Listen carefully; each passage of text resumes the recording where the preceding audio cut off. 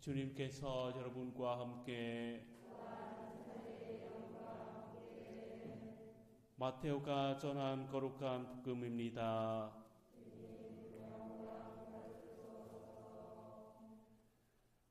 그때 예수님께서 제자들에게 말씀하셨다. 너희는 거짓 예언자들을 조심하여라. 그들은 양의 옷차림을 하고 너희에게 오지만 속은 깨걸들 이리들이다. 너희는 그들이 맺은 열매를 보고 그들을 알아볼 수 있다. 가시나무에서 어떻게 포도를 거두어 드리고 엉겅퀴에서 어떻게 무화과를 거두어 드리겠느냐. 이와 같이 좋은 나무는 모두 좋은 열매를 맺고 나쁜 나무는 나쁜 열매를 맺는다. 좋은 나무가 나쁜 열매를 맺을 수 없고 나쁜 나무가 좋은 열매를 맺을 수 없다. 좋은 열매를 맺지 않은 나무는 모두 잘려 불에 던져진다. 그러므로 너희는 그들이 맺은 열매를 보고 그들을 알아볼 수 있다. 주님의 말씀입니다.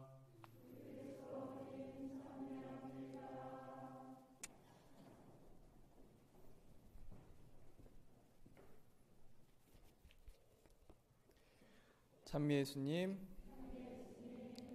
오늘 복음의 핵심 말씀으로 너희는 그들이 맺은 열매를 보고 그들을 알아볼 수 있다입니다.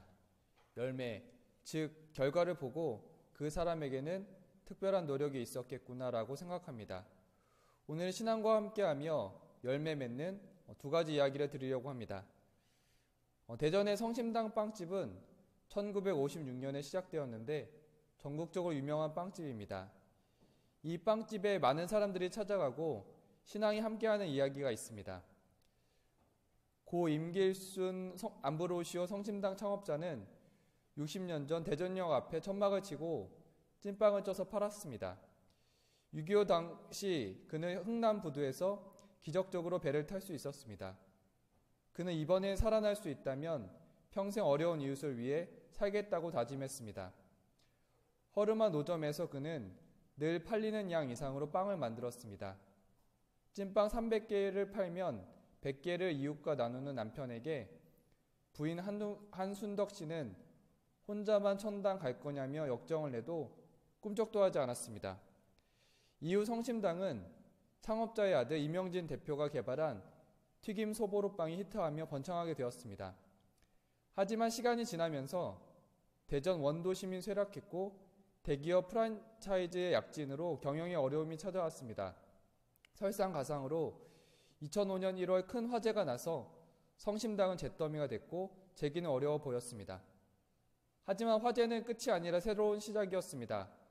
화재 현장에 모인 직원들은 자발적으로 즉각 복구에 나섰고 불과 6일 만에 어렵게 구한 중고 기계를 들여 다시 빵을 구워냈습니다. 그렇게 그들은 한 가족이 됐습니다.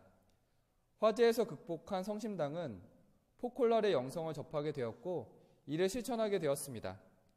1980년부터 성심당을 맡아 운영하고 있는 이명진 대표의 아내는 복음을 생활에 실천하게 하는 포콜라의 영성으로 함께하게 되었습니다. 돈을 많이 벌어서 후원하는 것보다 그 과정마다에서 사랑을 실천하는 것이 더욱 중요하다는 것을 배웠습니다.